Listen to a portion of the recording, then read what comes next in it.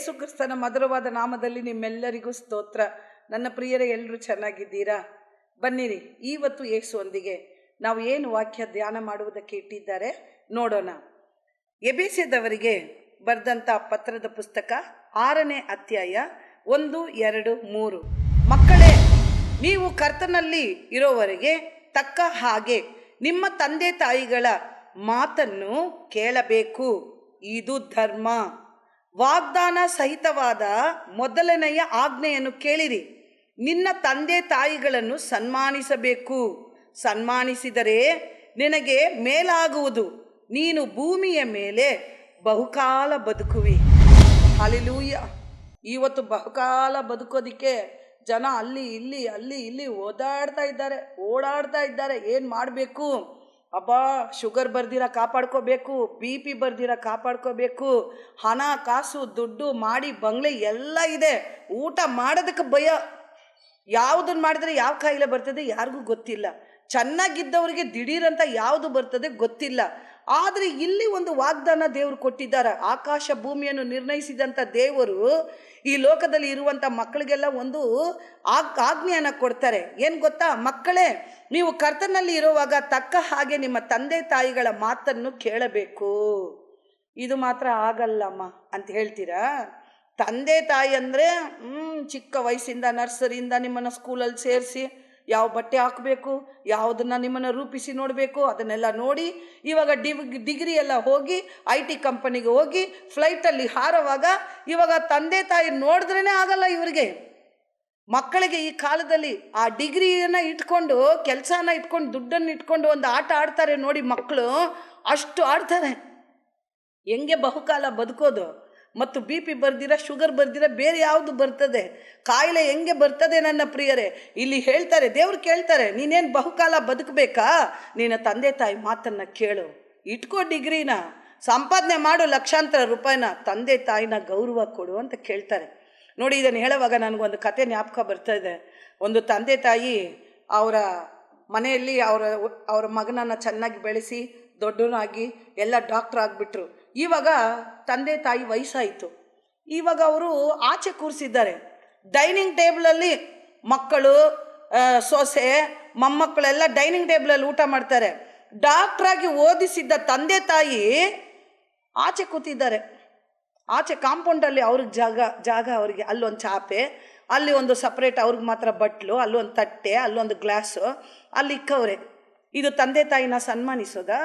ನೀನು doctor ಆಗಿರು, engineer ಆಗಿ, ನೀನು ಯಾರನ್ನಾದರೂ ಇರು, ಆದರೆ ವಾಕ್ಯ ಹೇಳ್ತದೆ ತಂದೆ ತಾಯಿನ ಸನ್ಮಾನಿಸು, ಆವಾಗ ನೀನು ಬಹುಕಾಲ ಬದುಕ್ತೀಯ ಲೋಕದಲ್ಲಿ ಅಂತ. ನೋಡಿದ್ರೆ ತಂದೆ ತಾಯಿ ಆಚೆ ಇದ್ದಾರೆ. ಮತ್ತೆ ವಯಸ್ಸಾಯಿತು. ಒಂದೊಂದು ದಿನಾನೂ ಹೋಗಿ ಕೇಳೋರು, ಆ ಮೊಮ್ಮಕ್ಕಳು ಹೋಗಿ ಕೇಳೋರು, ಅಪ್ಪ ಯಾಕಪ್ಪ ಅಜ್ಜಿ ತಾತನ ಅಲ್ಲೂ ಊಟ ಕೊಡ್ತೀಯಾ ಅಂತ ಹೇಳಿದ್ರೆ ಅಷ್ಟು ಬೇಗ ಅವ್ರ ಅಮ್ಮ ಮಾತಾಡ್ತಾರೆ, ಅವ್ರು ಅಲ್ಲೇ ಊಟ ಮಾಡಲಿ, ಅವ್ರು ಅಲ್ಲೇ ಇರಲಿ ಅಂತ ಹೇಳ್ಕೊಂಡು. ಆಮೇಲೆ ಒಂದು ದಿನ ಅಜ್ಜಿ ತಾತ ಸತ್ತೋದ್ಮೇಲೆ ಅಲ್ಲಿರೋ ಬಟ್ಲನ್ನೆಲ್ಲ ಹೋಗಿ ಆ ಮೊಮ್ಮಗ ತಗೊಂಡು ಇಕ್ಕೊಂಬಿಟ್ಟ ಕೈಯಲ್ಲಿ. ಹಿಡ್ಕೊಂಡು ಅಪ್ಪ ಹತ್ರ ಕೇಳ್ದ, ಅಪ್ಪ ನನಗೊಂದು ಆಸೆ ಅಪ್ಪ, ಇದನ್ನು ಮಾತ್ರ ನನಗೆ ಜೋಪಾನವಾಗಿ ನನಗೆ ಗಿಫ್ಟ್ ಪ್ಯಾಕ್ ಥರ ಮಾಡಿ ಕೊಡಪ್ಪ, ನಾನು ಇದನ್ನು ಇಟ್ಕೋಬೇಕು ಅಂತ ಕೇಳ್ದ. ಇಟ್ಕೊಂಡು ಅದನ್ನು ಗಿಫ್ಟ್ ಪ್ಯಾಕ್ ಥರ ಮಾಡಿ ಕೊಟ್ಬಿಟ್ರು. ಕೊಟ್ಟಿದ ತಕ್ಷಣ ಅವನು ಇದನ್ನು ಇಟ್ಕೋಬೇಕು. ಎಲ್ಲ ಡೈನಿಂಗ್ ಟೇಬಲ್ ಮೇಲೆ ಊಟ ಮಾಡಬೇಕಾದ್ರೆ ಮಗ ಕೇಳ್ದ ತಂದೆನ, ಅಪ್ಪ ನಾನು ಇದನ್ನು ಯಾಕೆ ಇಟ್ಕೊಂಡೆ ಅಂತ ನೀನು ನನ್ನ ಕೇಳಲೇ ಇಲ್ಲ ಅಂತ ಕೇಳ್ದ.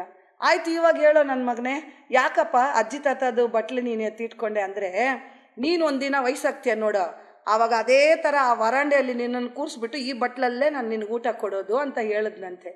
ಜ್ಞಾಪಕ ಇರಲಿ ನನ್ನ ಪ್ರಿಯರೇ.